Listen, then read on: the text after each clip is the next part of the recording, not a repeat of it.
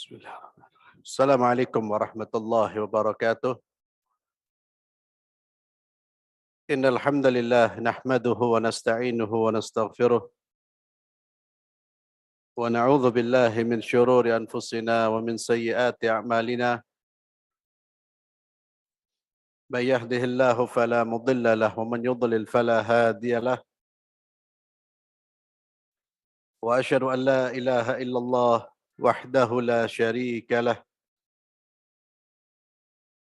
وأشهد أن محمدًا عبده ورسوله لا نبي بعده وبعد. Para hadirin jamaah Masjid Al-Irsyad dan juga para pemirsa yang saya muliakan, kita masih membahas tentang Asmaul Husna. Ada 3 nama yang sudah kita bahas: Ar-Rahman, Ar-Rahim, Al-Malik. Malam hari ini kita akan membahas nama-nama Allah yang lain, yaitu Al-Quddus. Nama Allah Al-Quddus ini termaktub di dalam surat Al-Hasyr ayat 23. A'udzu billahi minasyaitonir rajim. Wallahu alladzi la ilaha illa huwal malikul quddus.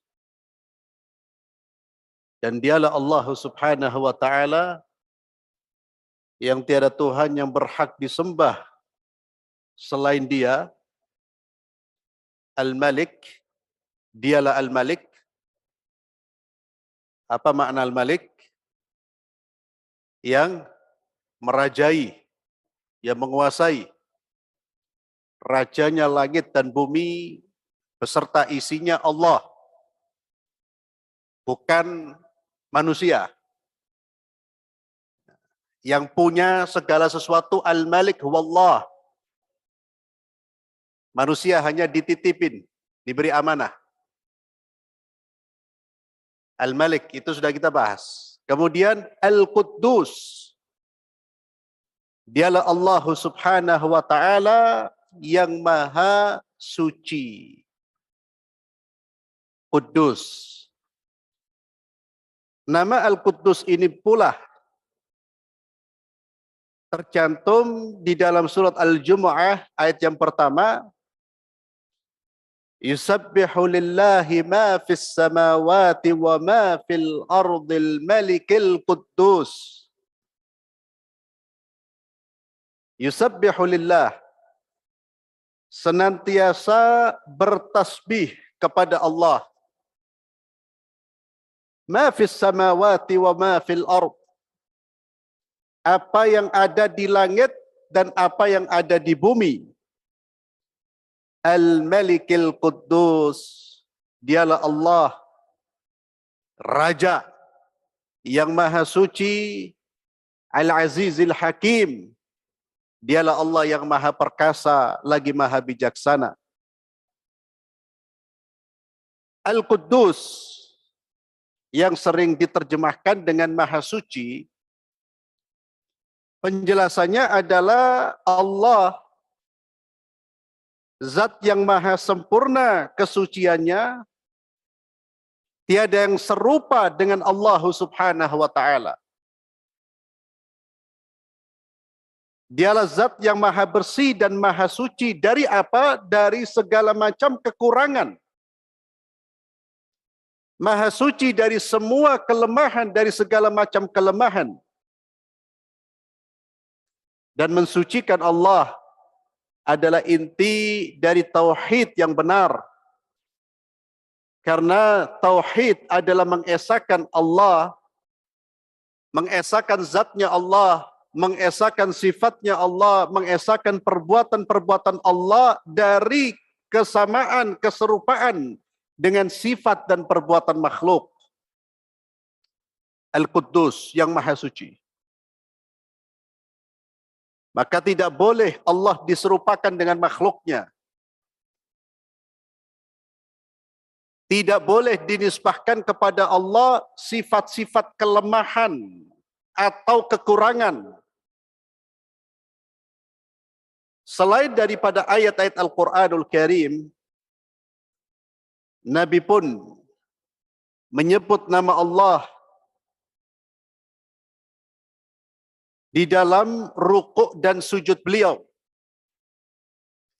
Salah satu zikir yang dibaca oleh Rasulullah SAW ketika rukuk atau sujud, selain Subhana Rabbiyal Azim ketika rukuk dan ketika sujud Subhana Rabbiyal A'la, selain dua zikir itu, Nabi juga sering membaca Subuhun Quddusun Rabbul Malaikati Warruh. Subuhun Quddus Rabbul Malaikati Warruh. Itu juga salah satu wirid atau zikir atau bacaan yang dibaca oleh baginda Muhammad SAW ketika rukuk dan sujud. Jika antum sholat sendirian, ingin memperpanjang bacaan di waktu rukuk dan di waktu sujud, seperti sholat di malam hari, boleh untuk membaca berbagai macam zikir di dalam satu rukun.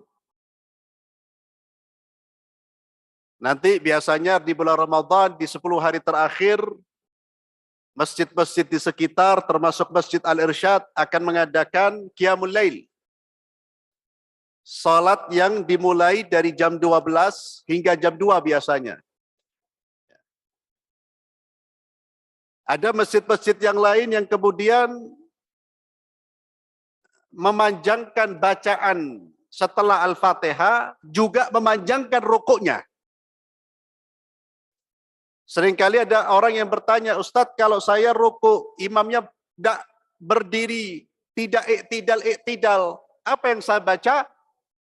Maka bacalah berulang-ulang Subhana Rabbil Azim, berulang-ulang, tidak ada batas. Dan jika Anda ingin, bacalah zikir-zikir yang lain, termasuk zikir ini. Subuhun Quddusun Rabbul Malaikati Warruh. Subuhun, Allah yang Maha Suci. Subuhun Quddus, hampir sama. Artinya Allah yang Maha Suci, suci dari segala macam kekurangan. Allah Maha Sempurna. Tidak ada kekurangan di dalam zatnya Allah, sifatnya Allah. Subuhun Quddus Rabbul Malaikati Warruh. Dan dialah Tuhannya para malaikat. Dan juga Tuhannya Jibril itu Tuhan pemilik, pengatur, pengendali.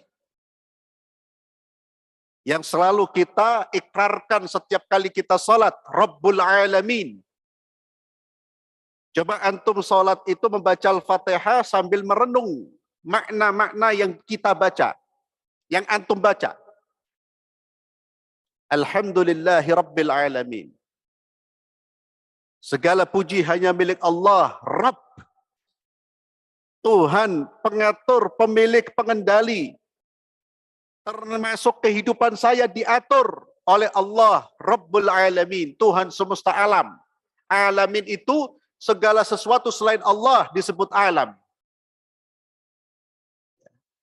Itu kalau kita renungkan ayat itu saja, Pak, itu sudah membuat kita ini khusyuk dan nunduk di hadapan Allah. Kita sedang berhadapan dengan Tuhan, pemilik. Kenapa seringkali kita sholat tidak merasa ada apa-apa? Karena kita tidak tadabbur. Kita tidak merasakan kita sedang bertemu dengan Tuhan kita. Antum yang kerja umpamanya ikut orang, punya bos, dipanggil bos. Itu ya ketika berhadap-hadapan itu pasti ada suasana batin penghormatan terhadap bosnya itu. Ada rasa takut, ada rasa khawatir. Kenapa? Ini atasan. Kenapa itu muncul? Karena dia tahu ini bosnya. Kalau macam-macam dipecat dia. Karena dia mengenal, dia tahu. Namun terkadang, bukan terkadang, sering, saya antum menghadap Allah tidak merasa apa-apa. Wala rasa takut, wala rasa cinta. Hambar. Bahkan terkadang kita ingin pergi. Tapi kalau ngadepin manusia, padahal bosnya itu bukan yang kasih rezeki dia. Sekalipun banyak para penjilat, yang kasih rezeki siapa? Allah. Siapapun bosnya dia itu. Ketakutan. Takut melanggar. Tapi melanggar aturan Allah enteng. Kenapa? Karena dia tidak mengenal Allah. Orang yang tidak mengenal Allah, dia akan menuhankan manusia. Dan justru menurunkan kebesaran Allah. Allah dianggap seperti makhluk. Tapi makhluk seperti itu, Tuhan segala-galanya. Bagi seorang Islam, segala-galanya Allah. Taat mutlak kepada Allah. Tunduk pada Allah. Itu orang Islam yang mengerti siapa Tuhannya. Yang mengerti siapa dirinya, yang mengenal siapa makhluk itu. Itulah salah satu hikmah. Kita belajar Asmaul Husna, kita bisa memosisikan diri kita, bisa memosisikan makhluk, dan bisa memosisikan Allah. Kita letakkan semuanya pada tempatnya. Al-Malik, wallah. Kamu bos, raja, presiden, bukan Malik kamu ini. Kamu ini makhluk. Yang akan dicabut kekuasaanmu oleh Allah. Jangan semena-mena. Dan saya tidak akan mengabdi kepada makhluk, saya hanya mengabdi kepada Allah. Kamu taat kepada Allah, saya akan mengabdi. Kamu durhaka kepada Allah, lah. Karena saya di dalam sholat saya sudah berikrar, saya hanya menyembah Tuhan saya. Iyyaka na'budu wa iyyaka nasta'in. Saya beribadah kepada satu zat, yaitu Allah. Bukan beribadah kepada makhluk. Bukan tunduk kepada makhluk. Orang mukmin hidupnya itu tenang. Termasuk dia menyadari bahwa Tuhannya itu maha sempurna. Suci, bersih dari segala kekurangan. Adapun makhluk penuh dengan kekurangan. Penuh dengan kekhilafan. Ada orang yang menganggap pendapatnya makhluk itu segala-galanya. Pendapatnya Tuhan dilecehkan. Agama dilecehkan. Tapi kalau pendapatnya makhluk, tidak boleh dilanggar ini. Padahal seringkali makhluk membuat statement, membuat kebijakan. Terpengaruh oleh nafsu kekuasaannya. Terpengaruh oleh nafsu kelompoknya. Mengorbankan rakyat. Tapi terkadang kebijakan-kebijakan makhluk segala-galanya, kebijakan Allah nanti dulu. Padahal Allah itu maha sempurna. Tidak akan ada kesalahan, kelemahan. Karena Allahul Quddus, subuh. Tidak ada kelemahan, tidak ada kekurangan. Apalagi sifat-sifat yang tidak baik, tidak mungkin disandang oleh Allah Subhanahu wa ta'ala. Maka tidak mungkin Allah zalim. Tidak mungkin Allah aniaya. Kenapa? Karena saya menyadari Allahul Quddus, subuh. Itu salah satu nama-nama Allah yang juga menjadi redaksi zikir kita di dalam doa atau di dalam sholat kita. Ini salah satu wirid ya, subuhun quddus, rabbul malaikati warruh. Dan ini juga, wirid ini juga dianjurkan ketika kita selesai melaksanakan salat witir. Ya. Subuhun quddus rabbul malaikati warruh. Yang intinya adalah mensucikan Allah dan menetapkan Allah adalah Rabb. Kalau malaikat itu makhluk yang sangat besar, malaikat itu makhluk yang luar biasa. Jibril itu sayapnya menutup ufuk. Tapi ingat, dia hanya makhluk, dia punya Tuhan. Kalau malaikat sudah sedahsyat itu, bagaimana dengan Tuhannya? Ini perenungan yang harus kita hadirkan ketika kita membaca nama-nama Allah Subhanahu wa taala. Demikian pula Aisyah meriwayatkan bahwa Rasulullah sallallahu alaihi wasallam jika bangun di malam hari maka beliau bertakbir 10 kali, bertahmid 10 kali, dan membaca Subhanal Malikil Quddus sebanyak 10 kali, beristighfar 10 kali, dan bertahlil 10 kali. Ini bisa kita baca di dalam kitab-kitab zikir. Bisa silakan baca di dalam kitab Al-Adhkar karya Imam An-Nawawi Asy-Syafi'i rahimahullah. Bagaimana Nabi berzikir, apa yang dibaca oleh Nabi ketika sholat, apa yang dibaca oleh Nabi ketika membuka sholatnya, sebelum membaca Al-Fatihah, apa yang dibaca oleh beliau di malam hari, itu lengkap di dalam kitab Al-Adhkar. Jadi nama Subuhun Quddus ini sering kali diucapkan oleh Nabi kita Muhammad sallallahu alaihi wasallam.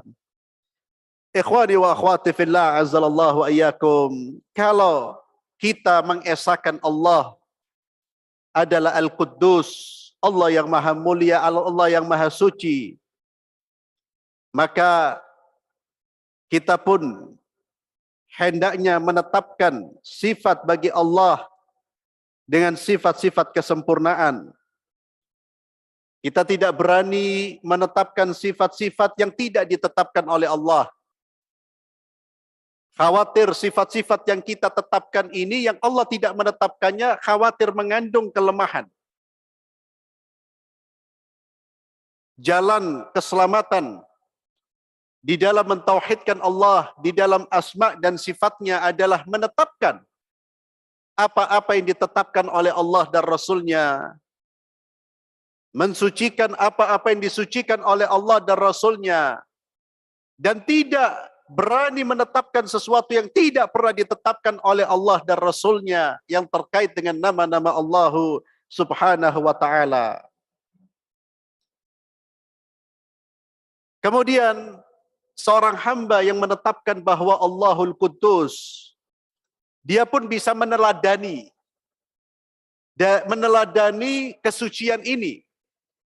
Memang kita tidak mungkin menjadi orang yang suci tanpa dosa, tanpa kelemahan. Tidak mungkin. Kalau itu hanya disandang oleh Allah.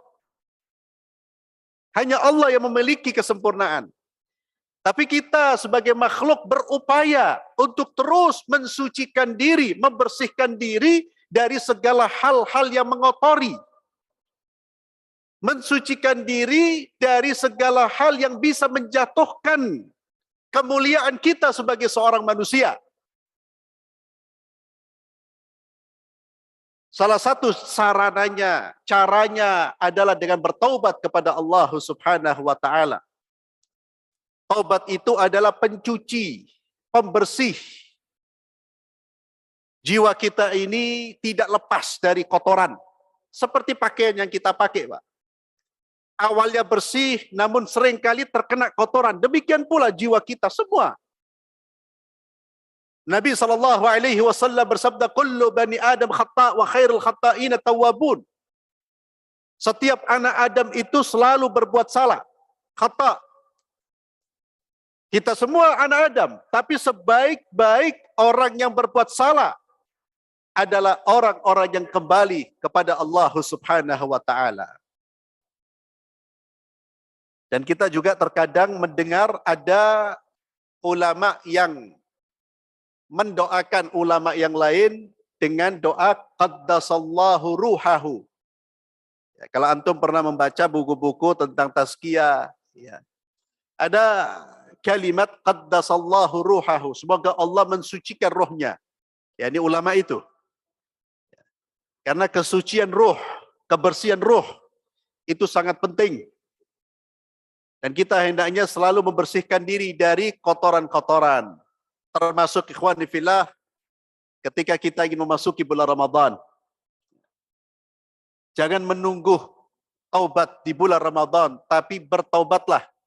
Mari kita bersama membersihkan diri, membersihkan hati kita sebelum kita memasuki bulan Ramadan.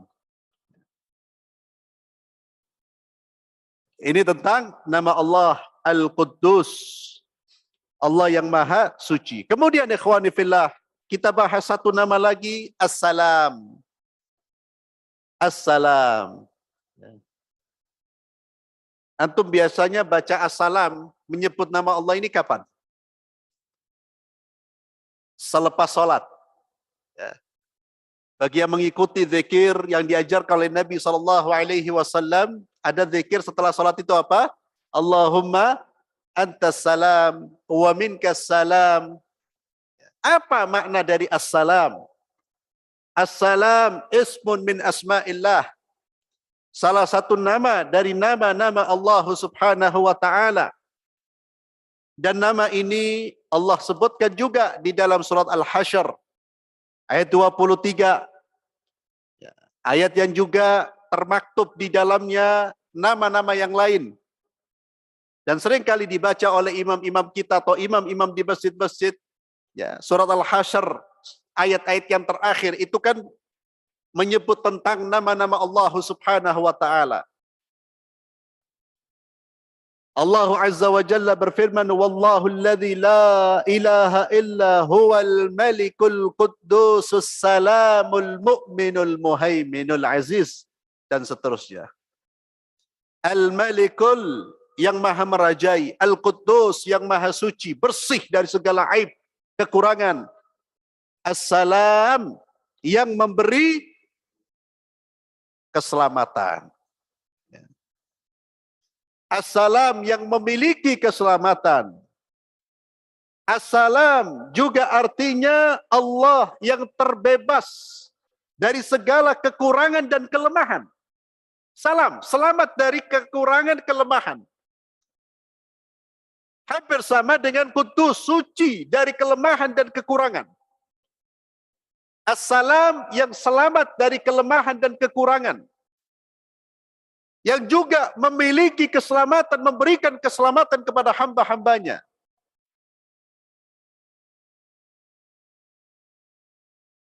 Karena salam artinya selamat. Selamat itu dari bahasa Arab. Salam. Dari kata-kata salamah. Salamah. Diindonesiakan selamat. Karena bahasa Indonesia banyak menyerap dari bahasa Arab, juga bahasa asing yang lain. Salamah jadi selamat. As-salam, salah satu nama dari nama-nama Allah yang artinya zat yang terbebas dari segala kekurangan dan kelemahan. Maka Allah Azza wa Jalla yang memiliki sifat perbuatan dan kebijaksanaan yang sempurna. Dan dialah Allah yang menyeru untuk mengikuti jalan keselamatan dengan mengikuti ajaran Islam. Maka di antara makna dari Islam itu adalah berserah diri, selamat, ya, selamat dalam pengertian bersih dari segala penyimpangan, kedamaian, itu juga makna dari As-salam. Namun yang dimaksud dengan nama As-salam adalah Allah yang selamat dari segala macam kekurangan, kelemahan. Ingin mengajarkan kepada kita bagaimana sholat yang benar, apa yang perlu dibaca ketika sholat. Beliau pun juga mengajarkan kepada kita zikir-zikir yang perlu dibaca setelah sholat. Dan itu direkam oleh para sahabat Rasulullah SAW. Mereka betul-betul mencatat, merekam di dalam memori mereka. Dan kemudian mereka meriwayatkan kepada kita. Tentunya setelah Allah Azza wa Jalla memberikan ya, hidayah kepada kita semua. Mereka betul-betul menjaga. Allah beri kemuliaan mereka dengan kekuatan hafalan yang luar biasa. Maka di antara ini zikir yang dibaca oleh baginda Muhammad sallallahu alaihi wasallam, di antaranya zikir ini. Kata para sahabat Nabi sallallahu alaihi wasallam, jika selesai salat beliau menghadap makmum, beliau mengucapkan apa? Istighfar thalathan. Beliau mengucapkan istighfar 3 kali. Lalu ketika perawi ditanya bagaimana Nabi beristighfar, dia menjawab astagfirullah, astagfirullah, astagfirullah. Kemudian apa yang dibaca oleh Nabi? Allahumma antas salam wa minkas salam, tabarakta ya dzal jalali wal ikram. Ya Allah, engkaulah sumber keselamatan, engkaulah as-salam, zat yang memiliki kesempurnaan, dan darimulah kesempurnaan itu, keselamatan itu. Tabarakta ya dzal jalali wal ikram, maha suci engkau ya Allah yang memiliki keagungan dan kemuliaan. Zikir ikhwani fillah, zikir yang kita ucapkan baik ketika sholat maupun di luar sholat, usahakan untuk mengucapkannya dengan tadabbur.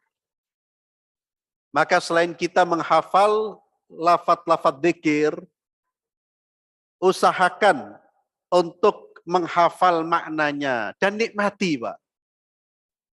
Makanya zikir setelah sholat itu jangan cepat-cepat, nikmati. Antum jangan terpengaruh dengan yang lain. Karena tujuan dari zikir itu bukan cepat-cepatan, bukan selesai. Lah, bukan ucapkan saja, tidak. Tujuannya apa? Agar kita semakin mengagungkan Allah, mengingat Allah. Maka ketika mengucapkan kalimat-kalimat zikir, nikmati itu. Baca zikir ini saja kita sudah merasa tenang, Pak. Kita sudah sedang berkomunikasi dengan Allah yang memberi keselamatan, Allah yang memiliki keselamatan. Sumber keselamatan ada pada diri Allah, ada pada Allah Subhanahu wa ta'ala. Ini juga mendorong seorang hamba untuk selalu kembali kepada Allah. Dia ingin memperoleh ketenangan hidup, kebaikan, keselamatan, kembali kepada Allah, kembali kepada agama Allah. Dan orang yang mengesahkan as-salam, tentunya dia juga terpengaruh dengan as-salam, maka dia akan menjaga ucapan dan perbuatannya. Cara kita berinteraksi dengan Allah yang Maha As-Salam, kita pun harus menghadirkan as-salam. Kalau bicara, jangan berbicara dengan kata-kata yang di situ ada sesuatu yang bisa merugikan orang lain. Allah bersih dari sifat-sifat seperti itu, makhluknya pun harus meniru. Harus memberikan keselamatan. Ajak orang untuk berbuat kebaikan. Ajak orang untuk menjalankan agamanya dengan baik. Jangan memprovokasi orang untuk meninggalkan agamanya atau takut dengan agamanya sendiri. Sehingga seorang muslim dianjurkan kalau bertemu mengucapkan apa? Assalamualaikum warahmatullahi wabarakatuh. Itu kalimat yang istimewa itu, Pak. Dan ini menunjukkan apa? Orang Islam itu minimal dia harus memberi kebaikan kepada saudaranya. Seorang muslim harus memberi kebaikan kepada saudaranya, minimal mendoakan saudaranya. Kalau tidak bisa ngasih apa-apa, minimal doa. Sehingga kita dianjurkan, itu doa yang luar biasa. Assalamualaikum, keselamatan bagimu. Warahmatullah, rahmat Allah bagimu. Wabarakatuh, barokah Allah terlimpah kepadamu. Doa yang luar biasa. Dan kalau mendoakan, ketika mengucapkan salam betul-betul dari hati, Pak. Jangan basa-basi. Itu pun pahalanya besar. Kita mendoakan, kita dapat pahala. Maka kalau kita sudah ngomong Assalamualaikum, tindakan kita pun jangan merugikan orang. Jangan mengganggu orang. Jangan mendolimi orang. Karena kita sudah punya komitmen untuk mendoakan dan memberikan keselamatan. Oleh karena itu, salam seperti ini jangan diganti dengan salam-salam yang lain. Ya. Sesama muslim podo-podo muslim, selamat pagi, selamat sore. Apalagi yang kemudian ada sapaan-sapaan yang dianggap lebih modern. Hai bro, hai sis, hai syahada. Ini ada salam dari langit diganti. Boleh mengucapkan selamat pagi, boleh. Tidak ada masalah. Tapi kalau dengan orang Islam, salam dulu. Assalamualaikum warahmatullahi wabarakatuh. Sabahul khair, selamat pagi. Gimana kabarnya? Jangan salam ditinggalkan eman, Pak. Itu salam yang barokah. Apalagi pemuda-pemuda kita yang terpengaruh dengan gaya hidup barat, yaitu podo-podo muslim loh. Hai bro, hai sis. Apa yang dia dapat? Tidak ada. Kecuali hanya perasaan bangga. Itu ketika seseorang sudah terpengaruh dengan kehidupan di luar Islam. Wallahu a'lam bishawab. Kita akhiri dengan doa kafaratul majlis. Subhanakallahumma bihamdik. Asyhadu an la ilaha illa anta astaghfiruka wa atubu ilaik. Assalamualaikum warahmatullahi wabarakatuh.